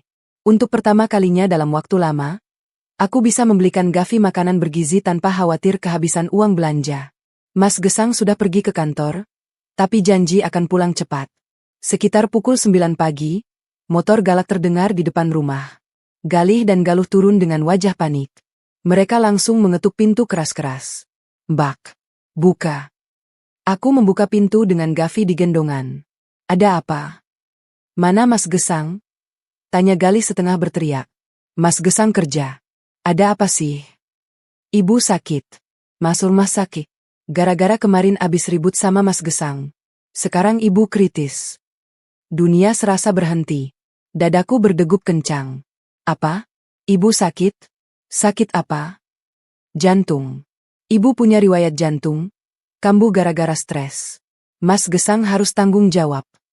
Aku panik. Segera kuhubungi Mas Gesang. Dia angkat telepon dengan suara biasa.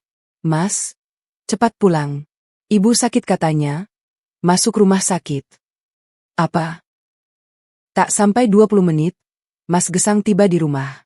Wajahnya pucat pasi. Kami bergegas ke rumah sakit yang disebutkan Galih. Sepanjang perjalanan, Mas Gesang tidak bicara. Aku tahu dia panik. Aku juga panik. Jangan-jangan ibu mertua benar-benar sakit. Jangan-jangan kami yang salah. Jangan-jangan ini akibat dari konfrontasi kemarin. Sesampainya di rumah sakit, kami langsung menuju ruang IGD. Galih dan Galuh sudah di sana. Mereka berdiri di depan pintu dengan wajah tegang. Gimana keadaan ibu? Tanya Mas Gesang. Udah dipindah ke ruang rawat inap. Kamu harus tanggung jawab. Mas, ini semua gara-gara kamu. Bentak Galih. Kami bergegas ke lantai 3, ruang rawat inap kelas 1. Ruangan mewah dengan kamar mandi dalam dan TV. Begitu masuk, aku melihat ibu mertua terbaring di ranjang. Tapi, ada yang aneh. Beliau sedang makan buah. Semangka, melon, dan anggur di piring kecil. Sambil main HP. Dan, tertawa? Iya, tertawa kecil sambil nonton video lucu di TikTok. Begitu melihat kami, ibu mertua langsung merebahkan diri, meletakkan HP, dan mengerang pelan. Sang, nah, ibu sakit, ibu pusing. Acting. Acting sekali. Mas Gesang diam. Wajahnya berubah dari panik, menjadi bingung, lalu marah. Marah besar. Bu, ini apa-apaan? Ibu sakit. Nak, jantung ibu kambuh. Bu, tadi saya lihat ibu main TikTok sambil ketawa. Makan buah. Sakit jantung kok bisa main HP dan ketawa? Galih langsung membela. Mas, jangan kasar. Ibu beneran sakit. Dokter udah periksa. Mas Gesang menatap Galih tajam. Dokter bilang apa? Dokter bilang, Ibu harus istirahat. Jangan stres. Stres karena apa? Ya karena ulah kamu. Aku mulai tidak tahan. Galih, kemarin kami ke rumah ibu yang ngusir kami. Sekarang ibu sakit katanya gara-gara kami. Terus maunya apa? Mau kalian tanggung jawab biaya rumah sakit, biaya obat, dan balikin lagi uang bulanan buat ibu. Mas Gesang tertawa getir. Jadi ini cuma akting biar kami kasih uang lagi. Galuh yang dari tadi diam, kini angkat bicara. Mas, ibu beneran stres. Lihat kondisi ibu. Kurus. Kurus? Ibu mertua jelas-jelas masih gemuk. Perutnya masih buncit. Pipinya masih cabi. Sementara Gavi yang kurus karena kurang gizi, mereka tidak pernah lihat. Mas Gesang berjalan mendekati ranjang. Menatap ibunya yang masih pura-pura lemas. Bu, saya minta maaf kalau ibu marah. Tapi saya nggak akan kembali seperti dulu. Saya sudah ambil keputusan. Ibu mertua langsung duduk. Matanya tajam. Jadi kamu tetap nggak mau kasih uang buat ibu? Bu, saya bilang, saya akan bantu kalau ibu benar-benar butuh. Tapi nggak 100%. Nggak rutin.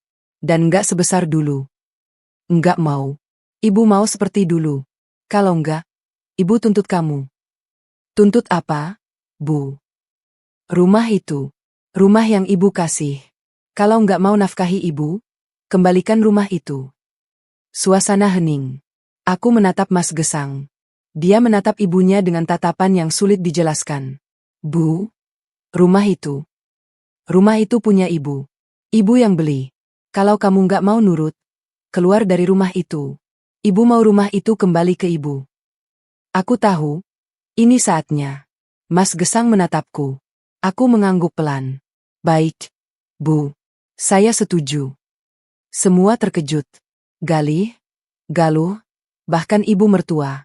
Apa? Saya setuju. Saya akan kembalikan rumah itu ke ibu. Saya dan keluarga saya akan pindah. Besok. Mas, kamu gila? Teriak Galih. Mas Gesang tidak menghiraukan. Dia mengeluarkan HP, memencet nomor. Halo, Notaris Budi? Iya, ini Mas Gesang. Tolong siapkan surat pengalihan hak atas rumah saya. Saya akan ke kantor hari ini. Ibu mertua terbelalak. Mungkin tidak menyangka Mas Gesang akan setuju. Jangan main-main. Gesang. Itu rumah berharga. Saya tahu, Bu. Tapi istri dan anak saya lebih berharga. Ketenangan kami lebih berharga. Dia menatapku. Ayo, Put. Kita pulang. Sebelum keluar, dia berbalik. Bu, besok saya akan kirim sertifikatnya ke notaris. Ibu bisa ambil di sana kalau sudah selesai. Kami pergi, meninggalkan mereka bertiga dengan mulut terbuka.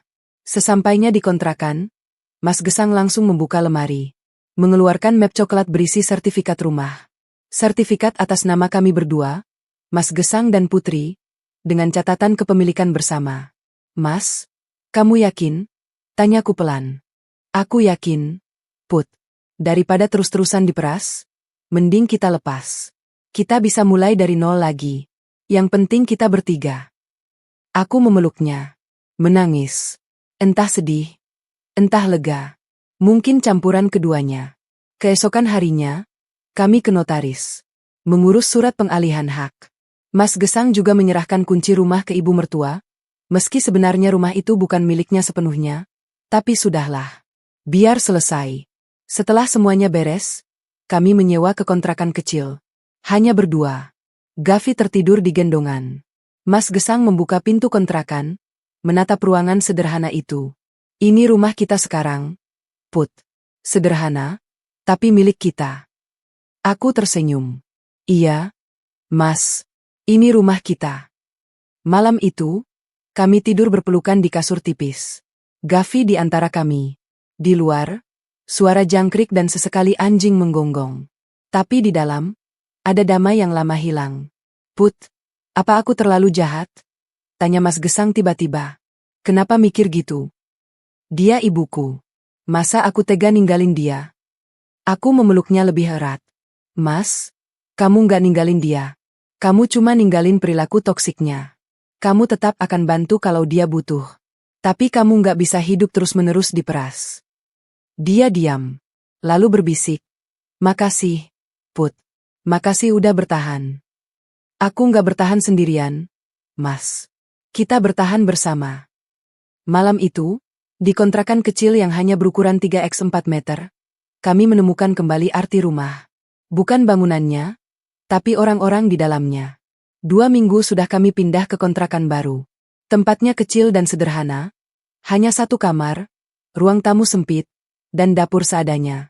Tapi untuk pertama kalinya dalam waktu lama, aku bangun dengan perasaan ringan. Tidak ada beban di dada. Tidak ada rasa khawatir akan chat dari ibu mertua yang minta uang. Mas Gesang juga merasakan hal yang sama. Enak ya? Bangun pagi tanpa mikir ada chat dari ibu minta uang, katanya sambil tersenyum getir. Aku tahu dia masih merasa bersalah pada ibunya, tapi dia berusaha tegar demi kami. Hari itu adalah hari gajian. Mas Gesang mentransfer seluruh gajinya, 8,5 juta, ke rekeningku. Kamu yang atur. Aku percaya, katanya. Ditambah gajiku 5,5 juta, total 14 juta utuh di rekeningku. Aku hampir menangis. Untuk pertama kalinya, uang kami tidak lenyap ke tangan ibu mertua. Aku mulai membuat daftar belanja, susu formula yang bagus untuk Gavi, popok sekali pakai, vitamin, bahan makanan, cicilan motor, dan tabungan 2 juta. Aku tersenyum. Akhirnya bisa menabung lagi. Malamnya, Mas Gesang pulang membawa mainan edukatif untuk Gavi, balok susun, buku cerita, dan boneka kecil. Gavi langsung memeluk bonekanya dengan mata berbinar. Hatiku meleleh. Hari-hari berikutnya berjalan dengan ritme baru. Aku bangun lebih pagi, menyiapkan sarapan dan bekal untuk Mas Gesang. Bukan nasi tempe seperti dulu, tapi ayam goreng atau telur balado. Mas Gesang berangkat kerja dengan senyum, memuji masakanku. Setelah dia pergi, aku mengurus Gavi, memandikannya, menyuapi sarapan, bermain bersamanya. Sekarang Gavi bisa minum susu yang cukup, makannya lahap, pipinya mulai cabi. Di posyandu, berat badannya naik terus. Ibu-ibu kader memuji, aku hanya bersyukur dalam hati. Mas Gesang berubah jadi ayah yang aktif. Pulang kerja, dia langsung gantian jagain Gavi. Kadang menyuapi makan malam, kadang membacakan buku cerita dengan suara lucu-lucu. Gavi tertawa, aku tersenyum melihat mereka. Suatu malam, Mas Gesang duduk di sampingku. Put, kemarin aku ketemu teman SMA. Katanya Gali putus kuliah. Ibu nggak bisa bayar UKT, uangnya habis buat utang. Gali sekarang nganggur, nongkrong di kafe. Galuh juga jarang kuliah, lebih sering main. Ibu jual barang elektronik buat bertahan. Aku diam. Mas Gesang menghela napas. Sedih, Put. Tapi aku juga ingat, dulu mereka nggak peduli waktu Gavi sakit. Aku meraih tangannya. Kita bisa bantu sebisanya, Mas. Tapi jangan seperti dulu. Prioritas kita sekarang Gavi dan kita berdua. Dia mengangguk. Malam itu kami tidur dengan pikiran campur aduk. Kabar dari keluarga mertua mulai berdatangan. Dan itu baru awal. Beberapa bulan berlalu. Hidup kami di kontrakan kecil semakin mapan. Gavi sekarang sudah bisa berjalan dengan lancar, bahkan mulai belajar berlari. Setiap sore, kami ajak dia jalan-jalan di sekitar kompleks. Dia suka sekali melihat burung dan kucing. Mas Gesang naik jabatan di kantornya. Gaji naik, tapi dia tetap sederhana. Setiap bulan, dia hanya pegang uang jajan secukupnya, sisanya ditransfer semua ke aku. Kami menabung rutin. Rekening tabungan Gavi mulai terisi. Suatu minggu pagi, Om Heri, tetangga lama di kompleks perumahan dulu, datang ke kontrakan. Wajahnya tampak sungkan. Gesang, Om bawanya kabar kurang enak. Tapi Om pikir kamu harus tahu. Mas Gesang tegang. Kabar apa, Om? Keluargamu di sana makin parah. Galih putus kuliah, setahun ini nganggur. Sempat kerja pabrik cuma bertahan 2 bulan. Katanya capek. Galuh juga putus kuliah, kabur ke Jakarta ikut temannya. Ibu mertuamu sempat nyari ke sana, tapi Galuh nggak mau pulang. Mas Gesang menunduk. Tangannya menggenggam erat. Terus ibu? Ibumu jualan sayur keliling naik sepeda. Dia tinggal di kontrakan kecil di pinggir kali. Rumah besarnya sudah dijual. Aku terkejut. Dijual? Kenapa? Om Heri menghela napas. Galih ketangkap polisi. Edarkan barang terlarang. Ibu mertuamu harus jual rumah buat bayar pengacara dan tebusan. Uang pensiunan almarhum ayahmu juga habis. Sekarang mereka tinggal di kontrakan kecil. Dunia serasa berhenti. Mas Gesang pucat. Galih, dengkel. Iya. Sekarang udah keluar, bebas bersyarat. Tapi proses hukum masih jalan. Ibumu stres berat. Dulu jual mobil, jual motor, jual semua elektronik. Sekarang hidup pas-pasan. Setelah Om Heri pulang, Mas Gesang duduk diam lama. Gavi merangkak ke pangkuannya. Pak sedih. Mas Gesang memeluknya erat. Air matanya jatuh. Put, aku nggak tahu harus merasa apa. Sedih, iba, kecewa, marah, campur aduk. Aku meraih tangannya. Mas, itu wajar. Dulu mereka punya segalanya. Uang kita, rumah megah, mobil. Sekarang tinggal kontrakan kecil. Ibu jualan sayur. Galih jadi kriminal. Galuh kabur. Apa ini salahku? Mas, ini bukan salahmu. Ini konsekuensi pilihan mereka sendiri. Kalau dulu kamu terus kasih uang, mereka makin parah. Galih nggak akan pernah kerja. Galuh nggak akan pernah mandiri. Ibu nggak akan pernah belajar. Mas Gesang diam. Aku tahu dia masih bergulat dengan perasaannya. Minggu berikutnya, kami pergi ke kontrakan ibu mertua. Tempatnya di pinggir kota, dekat sungai. Kontrakan papan dengan lantai tanah. Di depan, ibu mertua duduk di kursi bambu, menjajakan sayur. Beliau tampak jauh berbeda.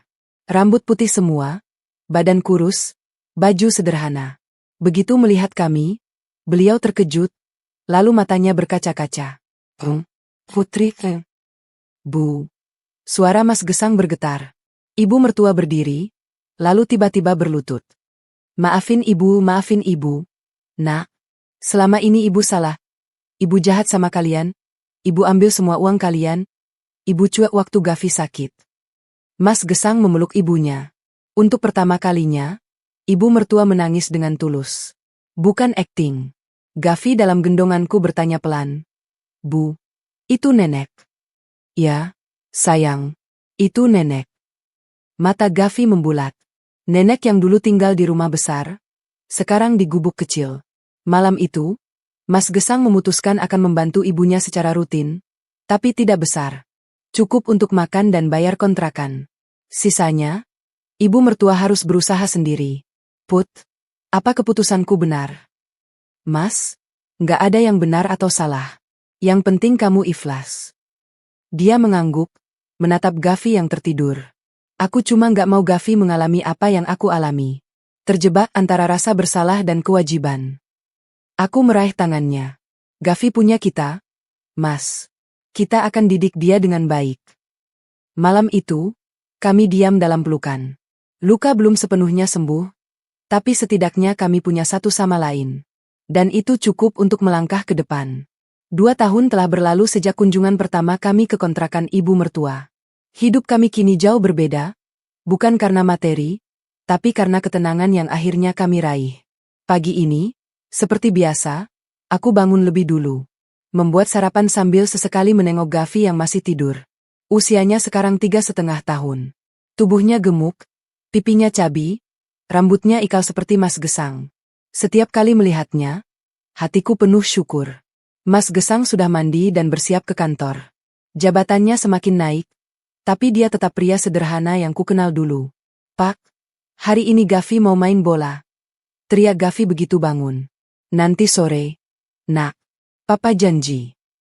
Gavi tersenyum lebar. Senyum itu adalah obat terbaik setelah semua yang kami lalui. Setelah Mas Gesang pergi, aku membereskan rumah. Kontrakan ini masih sama seperti dulu, kecil dan sederhana. Tapi aku sudah terbiasa. Kebahagiaan tidak diukur dari besarnya rumah, tapi dari damainya hati. Sekitar pukul 9, terdengar ketukan pintu. Aku membuka pintu dan terkejut. Di luar berdiri ibu mertua, dengan keranjang sayur di tangannya. Rambutnya makin putih, badannya makin kurus, tapi matanya tidak lagi tajam seperti dulu. Kini hanya ada kelembutan di sana. Bu, ada apa? Tanyaku hati-hati. Ibu cuma lewat, jualan sayur. Ini ibu bawa sedikit sayuran buat kalian. Gratis, hasil panen sendiri dari kebun kecil belakang kontrakan. Aku menerima sayuran itu. Kangkung, bayam, beberapa terong. Sederhana, tapi membuatku haru. Makasih, Bu. Masuk dulu. Ibu mertua ragu. Boleh? Gavi ada. Ada, Bu. Lagi main di dalam. Beliau masuk dengan langkah gugup. Gavi yang sedang menyusun balok, langsung menoleh. Matanya membulat. Nenek, teriaknya, lalu berlari memeluk kaki ibu mertua. Ibu mertua terkejut, lalu matanya berkaca-kaca. Dia membungkuk, mengelus rambut Gavi. Gavi, udah gede banget. Sehat ya, sayang? Gavi mengangguk. Gavi sehat. Papa beliin susu banyak. Ibu mertua tersenyum, tapi ada getir di matanya. Mungkin mengingat dulu, saat Gavi kekurangan susu karena uangnya habis buat mereka. Aku mengajaknya duduk, menyuguhkan teh. Beliau bercerita tentang hidupnya sekarang. Galih akhirnya kerja di bengkel, penghasilan pas-pasan tapi cukup untuk makan. Galuh belum pulang, tapi sesekali kirim kabar. Dia kerja di Jakarta, masih malu untuk kembali. Ibu jualan sayur tiap hari, lumayan buat tambah-tambah. Kontrakan ibu kecil, tapi cukup. Kadang Galih bantu kalau ada rezeki lebih. Ceritanya. Aku diam, mendengarkan. Tidak ada lagi nada menuntut seperti dulu. Hanya pasrah dan syukur. Putri, ibu mau ngomong sesuatu. Beliau menatapku serius. Ibu minta maaf. Beneran minta maaf. Dulu ibu buta. Ibu nggak lihat perjuangan kalian. Ibu cuma lihat uang, lihat kesenangan sendiri. Bu, biarin ibu ngomong. Nak, ibu salah. Ibu ambil semua uang kalian. Ibu cuek waktu Gavi sakit. Bahkan ibu bilang itu bukan urusan ibu. Kata-kata itu terus menghantui ibu sampai sekarang. Air matanya jatuh. Ibu nggak pantas jadi nenek buat Gavi. Tapi kalau kalian masih mau nerima ibu janji nggak akan minta apa-apa. Ibu cuma pengen lihat Gavi tumbuh. Itu aja. Aku tak bisa berkata-kata. Hatiku campur aduk antara maaf dan luka yang belum sepenuhnya sembuh. Tapi melihat penyesalan tulus di matanya, aku tahu, ini bukan akting. Gavi tiba-tiba merangkak naik ke pangkuan ibu mertua. Nenek, jangan nangis. Gavi sayang nenek. Ibu mertua terisak, memeluk Gavi erat. Melihat itu, hatiku luluh. 6 bulan kemudian, hari ini Gavi masuk TK. Dia memakai seragam baru dengan tas ransel kecil bergambar mobil-mobilan. Mas Gesang sibuk motret dari berbagai sudut. Pak, jangan banyak-banyak fotonya. Protes Gavi. Ini hari spesial. Nak, Papa harus abadikan. Aku tertawa melihat mereka. Di depan gerbang sekolah, Gavi melambaikan tangan sebelum masuk kelas. Pak, Bu, Gavi sekolah dulu ya. Nanti Kami melambai balik. Hatiku meleleh. Selepas mengantar Gavi, kami mampir ke kontrakan ibu mertua. Beliau sekarang tinggal di kontrakan yang lebih layak, kecil tapi cukup rapi. Mas Gesang membantu renovasi sederhana beberapa bulan lalu. Ibu mertua sedang di teras, merapikan sayur dagangannya. Begitu melihat kami, beliau tersenyum. Loh, Gavi mana? Udah sekolah, Bu. TK? Jawab Mas Gesang. Wah, selamat ya. Doain cucumu pinter ya, Bu. Ibu mertua tersenyum bangga. Pasti. Darahnya Gesang sama Putri, pasti pinter. Kami ngobrol sebentar. Beliau cerita Galih sekarang mulai betah di bengkel, bahkan dapat kepercayaan jadi kepala mekanik. Gaji naik, dan dia rutin mengirim uang untuk ibu. Galuh masih di Jakarta, tapi sudah mulai komunikasi lagi. Rencananya bulan depan pulang. Kalian mau datang kalau Galuh pulang? Tanya ibu mertua ragu. Mas Gesang menatapku. Aku mengangguk. Iya, Bu. Kita datang. Ibu mertua tersenyum lega. Makasih. Nak, makasih banyak. Pulang dari sana, Mas Gesang diam. Aku tahu dia sedang memproses semuanya. Put, dulu kita nggak pernah mimpi bisa kayak gini. Ibu berubah, adik-adik mulai mandiri, Gavi sekolah. Semua baik-baik aja. Iya, Mas. Tuhan emang punya cara sendiri. Dia menggenggam tanganku. Terima kasih udah bertahan. Terima kasih udah nggak pergi waktu aku bodoh. Aku tersenyum. Aku nggak bertahan sendirian, Mas. Kita bertahan bersama. Malam itu, setelah Gavi tidur, aku duduk di teras sendirian. Langit cerah, bintang-bintang bertaburan. Aku ingat malam itu, 3 tahun lalu, saat Gavi kejang di pelukanku dan ibu mertua bilang, bukan urusan ibu. Rasanya seperti mimpi buruk yang kini berlalu. HP-ku berdering. Pesan dari ibu mertua. Put, besok ibu masak kesukaan Gavi. Boleh mampir sepulang sekolah? Aku tersenyum. Membalas, boleh, Bu. Gavi pasti senang. Di dalam, Mas Gesang memanggil. Put, masuk yuk. Dingin. Aku bangkit, melangkah masuk ke kontrakan kecil yang kini terasa begitu hangat. Di kamar, Gavi tidur nyenyak dengan boneka kesayangannya. Mas Gesang sudah berbaring, membuka selimut untukku. Aku berbaring di sampingnya. Mas Gesang meraih tanganku. Put, kita bahagia ya sekarang? Iya, Mas. Kita bahagia. Besok Gavi minta dibeliin sepeda. Beliin ya. Boleh, kalau uangnya cukup. Insya Allah cukup. Rezeki anak saleh. Aku tertawa kecil. Malam itu, di kontrakan kecil yang sederhana, kami berdua tertidur dengan damai. Luka masa lalu mulai mengering, digantikan oleh kebahagiaan hari ini dan harapan untuk esok. Keluarga bukan tentang siapa yang paling banyak memberi uang. Bukan tentang darah yang harus selalu diutamakan meski disakiti. Keluarga adalah tentang siapa yang ada saat kita butuh, siapa yang bertahan saat badai datang, dan siapa yang memilih untuk berubah demi cinta. Aku Putri, dan ini kisahku. Kisah tentang bagaimana aku hampir tenggelam dalam keluarga toksik, tapi berhasil menyelamatkan diri dan keluargaku.